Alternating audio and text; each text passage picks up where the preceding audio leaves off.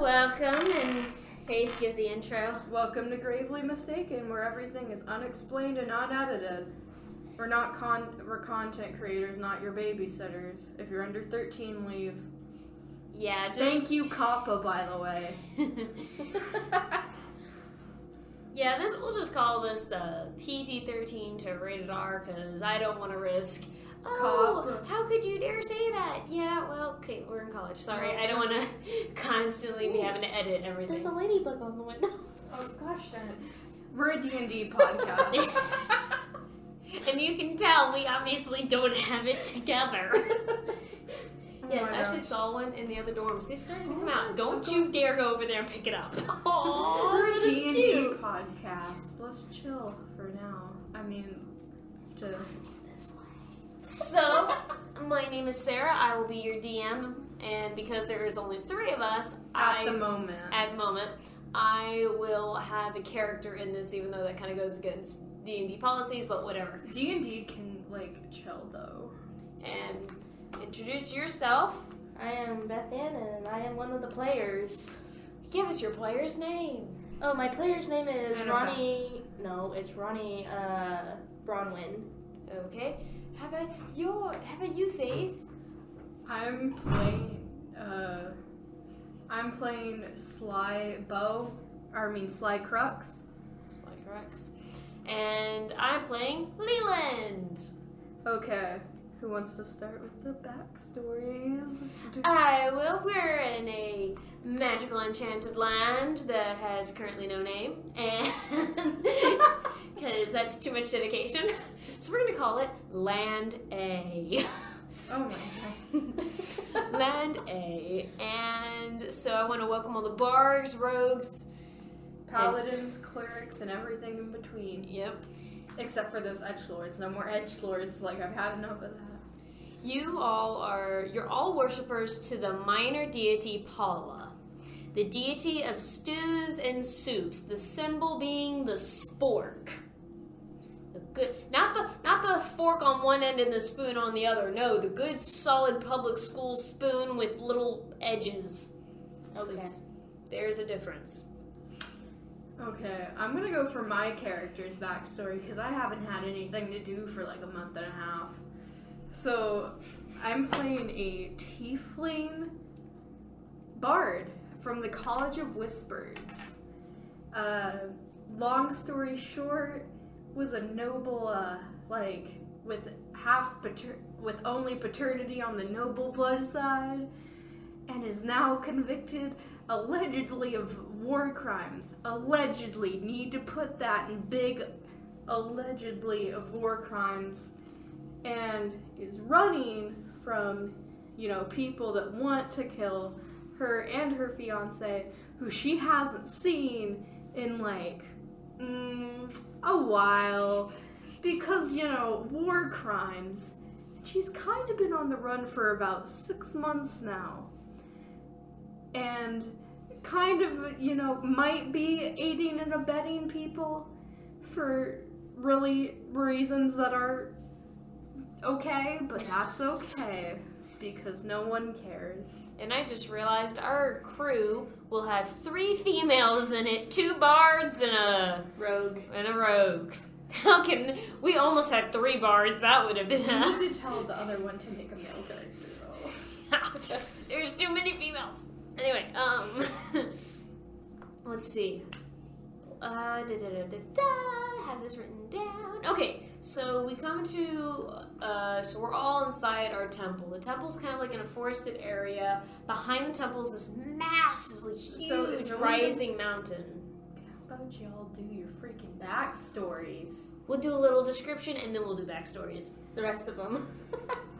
Just so they can actually start picturing it and then, okay. Giant mountain that has a bunch of little streams that go into one giant stream that run down to the temple. Nice solid bricks. Kind of on the darker side, so dark bricks, darker woods, almost kind of giant. Think of a giant Catholic church, except darker. And the stone pillars on the side are in the shape of sporks. So, our rogue, give description of your character. Okay, my character is a half-elf. Pretty basic backstory. Grew up in a small village, then not gonna really say, but due to some circumstances, she kind of hung out with some bad people, I guess, and that's how she became a rogue. And only living relative is her mother, and the reason I got into this church is because I found some members on the road, tried to rob them, and well, my character has a weakness for food, and they said that they knew where the best food was, so that's how I ended up there.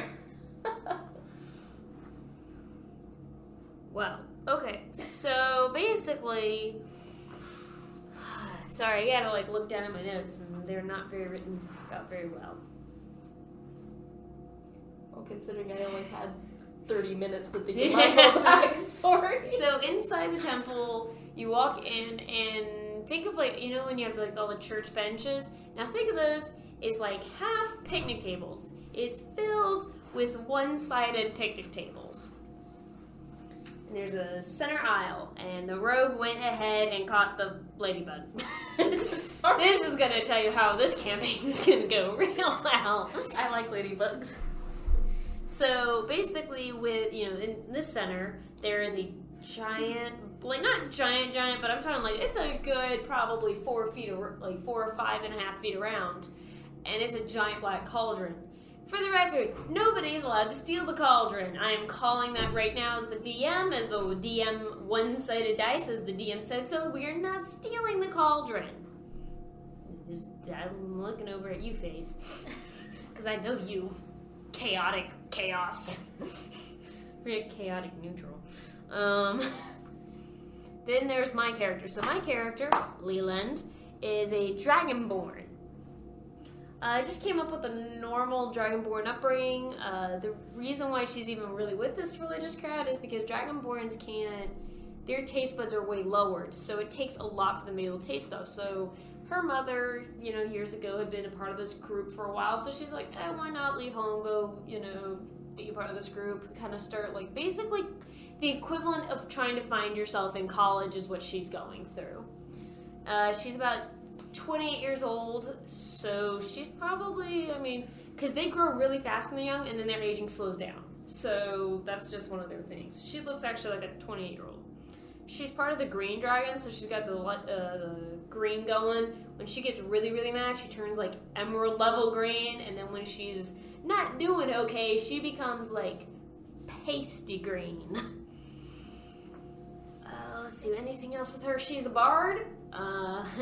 My 3 weapons are, my ultimate weapon is a bagpipe, because when you're Dragonborn, when you go to blow into any of these instruments, fire comes out and obviously burns down the instrument. So that's why the harder, more complex the instrument, the more epic powerfulness that comes with it. So yes, when she does blow into the bagpipes, flames shoot out of the tubes on the top. The pipes? Yeah, the pipes. Yeah, I look awesome in battle. But otherwise, because I would burn through too many of those, so I have a horn as my secondary weapon, and then I have a lute, because I am a woodcarver and can carve up a bunch of lutes, worst comes to worst. Now, we are inside the church, we're celebrating, and the Great Kahuna comes out. What does your character look like? You never even... I only had 30 minutes to think of what I did. I'll do mine then. Crap, I forgot that. Sly is 5'11" with deer antlers, which is why it's not the best spy. But she's got a red shortest lob with shaved back, and always dresses in various shades of red and black and gray, because there is no color scheme. And her D&D main instrument is a violin, which by the way, not that real good at. She's just charming. And if you know anything about the College of Whispers, Let's be honest, she doesn't need to play an instrument. Except as a distraction. Doesn't matter. Leland will, she basically wears normal just green leathers, but she does wear a cloak that's orange, because orange is going to be the symbolic color of our religion for our minor deity, just so you know.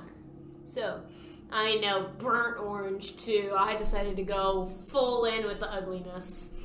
Oh my goodness. I actually like burnt orange and green though. That's gonna clash with my green and brown outfit, you know. I want you to kill that ladybug. No! This ladybug is my companion. Playing a Okay, druid. back into the temple. Okay, wait.